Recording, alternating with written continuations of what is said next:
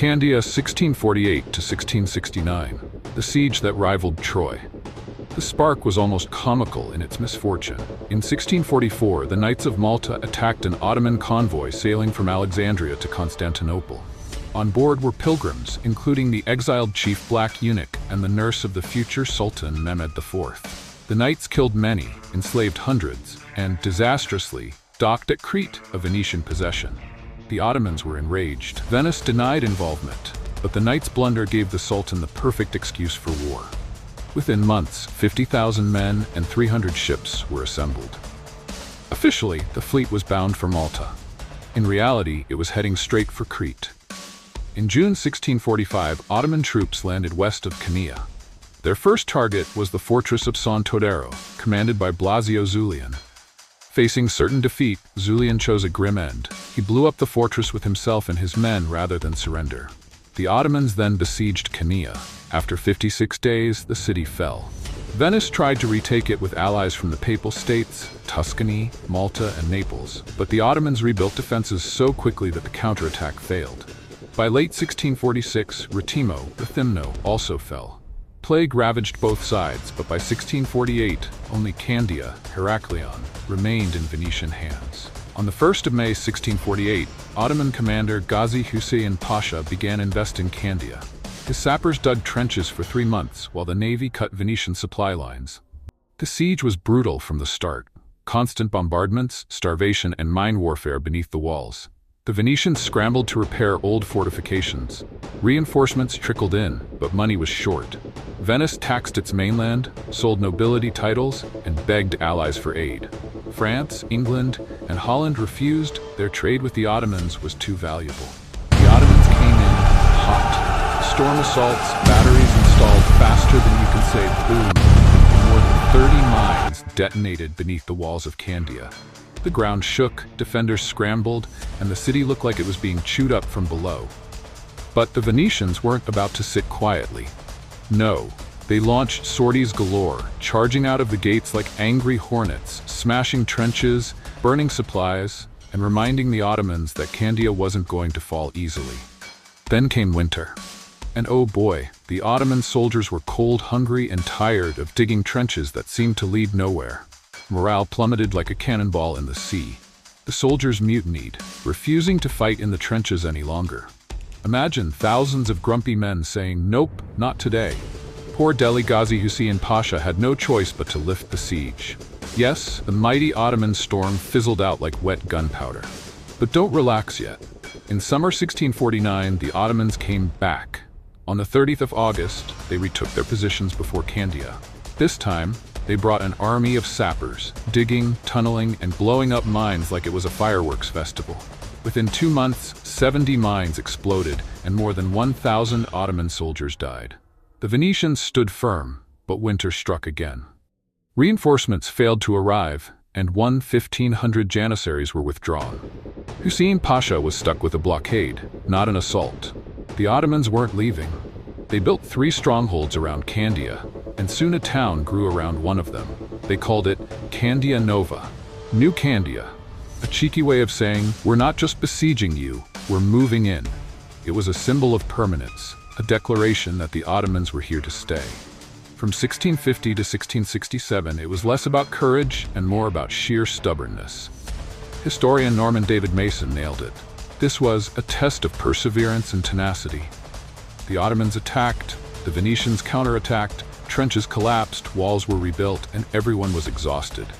Neither side gained much ground, but both bled resources like a leaky barrel. Now here's where it gets wild. The Venetians, desperate, cooked up a plan straight out of a dark spy novel.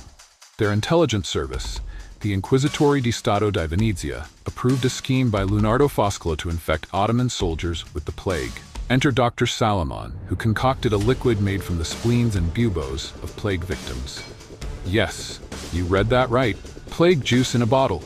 The plan was flawless, ready to unleash biological warfare centuries before anyone coined the term. But then, silence. The sources stop. The plan was never carried out. Why? We don't know. Maybe fear, maybe logistics, maybe divine intervention. But Candia remained blockaded.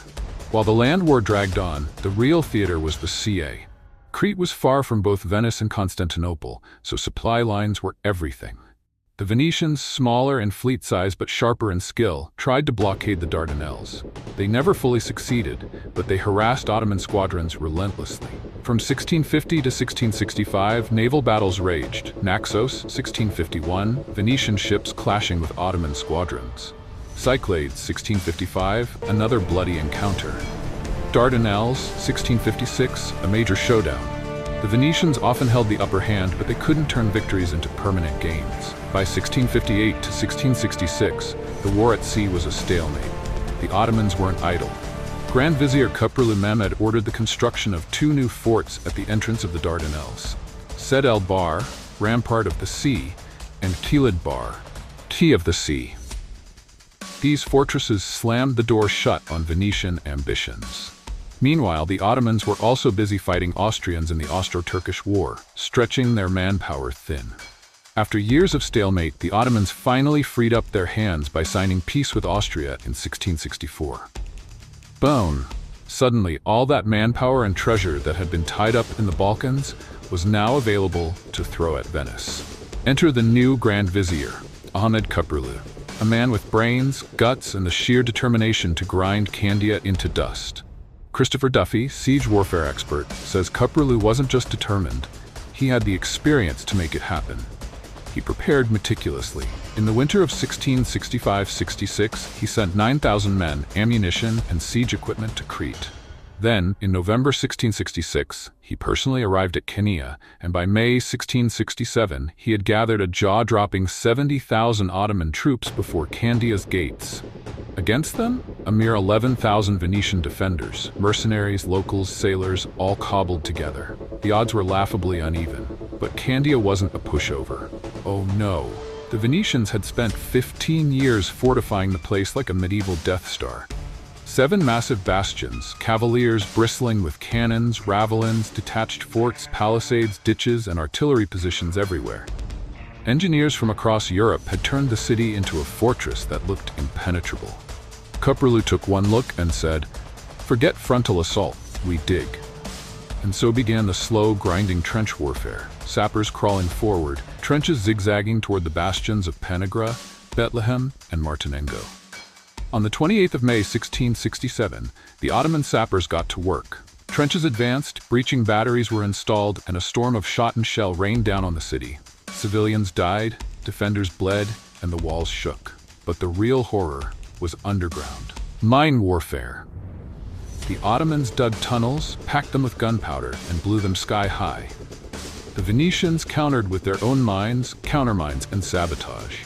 Imagine men fighting in pitch-black tunnels, knee-deep in mud, suffocating, swinging daggers and clubs at each other face to face. It was medieval horror movie stuff.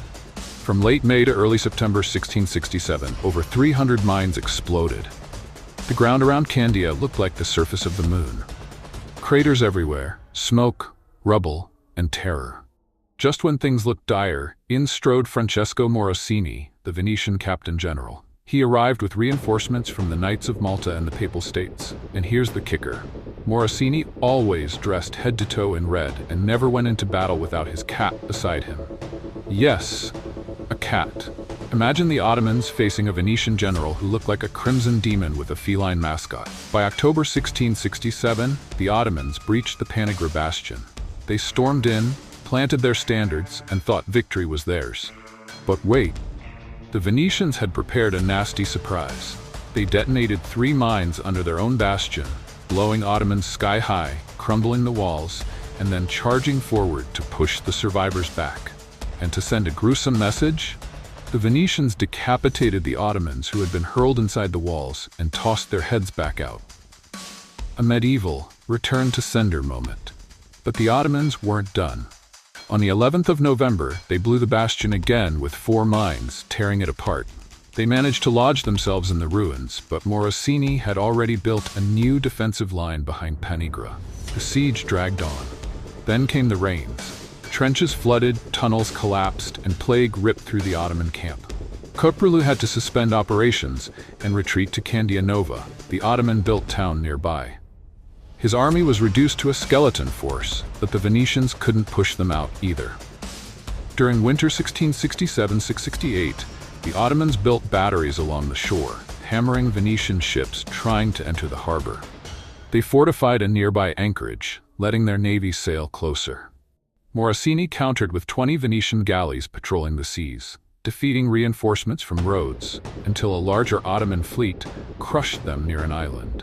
After the naval clash near Ios, the Ottomans weren't just licking their wounds, they were busy. They hauled reinforcements and supplies into their anchorage, and then came their third achievement, a cannon foundry near Candia Nova. Why? Because their guns were literally worn out from years of constant firing. Imagine cannons so tired they needed a spa day. So the Ottomans recast old guns, built new mortars, and even made artillery of the same caliber as the Venetians, so they could reuse Venetian cannonballs fired back at them. Recycling, 17th century style. Meanwhile, inside Candia, the defenders weren't sipping wine and waiting for spring. No, they patched up the battered walls, especially near the Sabbionara bastion, and strengthened defenses. Food and powder were running short, but morale wasn't completely broken. Still, mercenaries began whispering, "Candia is a one-way ticket. You go in, you don't come out." Recruitment became a nightmare. But then, drumroll, Pope Clement IX stepped in like a medieval hype man. He poured in money, begged European states for help, and wrapped the whole war in the glowing aura of a crusade. With the 30 Years' War finally over and Spain and France catching their breath, Venice suddenly got more support than ever. Troops, cash, and promises flowed in. Candia was still in a pinch, but at least it wasn't alone. By June 1668, the Ottomans revived the siege. Their new targets? Sant'Andrea and Sabbionara bastions. At Sant'Andrea, the ground was marshy and rocky, so sappers couldn't dig. Instead, they hauled in mountains of earth, sandbags, gabions, and fascines to build approaches. Step by step, they crept closer. Morosini, seeing disaster looming, ordered his cavalry to sally forth. Horses thundered out of the gates, clashing in desperate trench fights. Against all odds, they pushed the Ottomans back, but the attackers kept grinding forward. At Sabbionara, the sandy soil made mining easy. Ottoman sappers dug fast, planted explosives, and blew open a breach 60 paces wide. Disaster seemed inevitable until the Venetians unveiled a brand new inner bulwark. Crisis averted, for now. But here's the kicker. Sultan Mehmed IV was fed up. He wrote a furious letter to Grand Vizier Köprülü, demanding Candia's immediate fall. The letter leaked to the troops, who were already exhausted, starving, and sick of this endless siege. Result? Mutiny. Soldiers rallied around the Grand Vizier's tent, hurling stones at him as he stepped outside. Yes, the mighty Ottoman commander was pelted by his own men. His officers barely shoved the mutineers back into line. As if things weren't bad enough, the winter rains flooded trenches and tunnels, and plague tore through the Ottoman camp. Operations were suspended again. Köprülü, humiliated and under pressure, doubled down. He tightened trench guards, prepared carefully for the next campaign, and wrote back to the Sultan. Candia will fall. The empire will not be humiliated after 20 years. By 1668, the costs were astronomical. Historian Norman Davis Mason estimates Venice had spent 400,000 ducats and lost about 7,000 men. The Ottomans? Casualties 5 times higher. That's tens of thousands dead, mountains of gold burned away, and still, Candia stood. By 1669, Venice was broke, bloody, and desperate. They sent Luigi Mellini, a seasoned diplomat, to Constantinople to beg for peace. He offered tribute, compensation, even to hand back Turkish lands in Dalmatia, basically saying, "Take everything, just leave us Candia." But the Sultan and Grand Vizier laughed him out of the room. Their answer? No deal unless Venice ceded all of Crete. Negotiations collapsed, thanks to Pope Clement IX, who wasn't about to let his crusade end in humiliation. He pulled strings in Europe, convincing France and Spain to stop fighting each other so they could focus on helping Venice. For once, Christendom looked united. On the 31st of March, the Janissaries stormed the Sabbionara bastion and actually overran it. But wait, the Venetians blew up a mine under their own bastion, blasting the attackers sky high and retaking it in the chaos. 1 week later, on the 7th of April, the Ottomans returned with a carefully prepared mine. Boom! A huge section of the bastion collapsed into the ditch. Köprülü ordered his men to storm the breach, and they refused. Why? Because morale was in the gutter. They were sick of dying in waves, terrified of Venetian mines, and instead confined themselves to blasting anything that moved with musket fire. Meanwhile, the Venetians pulled off a masterstroke. They dug a tunnel under solid rock, planted an enormous mine, and detonated it. The explosion shook the ground for miles, swallowing Ottoman trenches and men alive. Morale plummeted further. Commanders barely kept their troops fighting. In June 1669, salvation seemed near. A massive allied fleet of Papal, Maltese, and French ships set sail. The King of France sent 6,000 men. On the 19th of June, French soldiers slipped into Candia under cover of night, except the musketeers, who refused to sneak in. They marched in broad daylight, chivalric and proud, and promptly got shot down. Their honor cost them dearly. Inside Candia, morale soared. Reinforcements had arrived. But Sultan Mehmed IV gave Coprolu a blank check to finish the job. The French commander, Philippe II, Duke of Nevers, grew impatient. On the 25th of June, he launched a rash sortie at Saint-Demetri. At first, success. Batteries captured, trenches cleared, but then, disaster. An Ottoman powder magazine exploded in the middle of the French advance. Panic spread, men fled, and 1,200 French lay dead or wounded. The Ottomans looted the corpses of noblemen, turning their camp into a thriving market of stolen luxury goods. On the 3rd of July, the Allied Armada finally appeared. On the 24th of July, they launched a joint assault by land and sea. Venetian galleys bombarded Ottoman batteries. Then, catastrophe. The French flagship Thérèse was hit, its powder magazine exploded, and the ship went up in flames. Confusion spread through the fleet, the attack collapsed, and the land assault failed too. The French blamed Morosini's caution, calling him a coward. Nevers declared he'd been tricked into thinking Candia was defendable. The alliance fractured. On the 20th of August, Nevers left with nearly all the French troops. Soon, other allies followed. Only the Germans stayed. By late August, Morosini had fewer than 4,000 men left. The walls were shattered, the defenders exhausted, and the Ottomans pressing hard. On the 6th of September 1669, Morosini raised the white flag.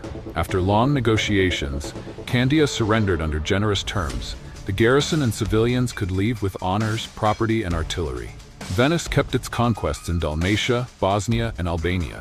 But Morosini was criticized back home for surrendering without Senate approval. On the 27th September, the Grand Vizier entered Candia triumphantly. Venice had finally ceded Crete. The numbers are staggering: 21 years of siege, nearly 100 Venetian sorties, and 60 Ottoman assaults. 1,100 Venetian mines exploded, 3,000 Ottoman mines detonated, 48,000 shells and 100,000 grenades fired, 120,000 Ottoman dead and 30,000 Venetian dead, plus countless civilians. Candia was rubble, a pile of stone, but the siege became a lesson for engineers and generals across Europe. It was the second longest siege in recorded history, a monument to human stubbornness, suffering, and sheer insanity. Thanks for watching. Subscribe, like, and share for more epic history adventures. Every follow helps build and grow this channel. See you in the next one.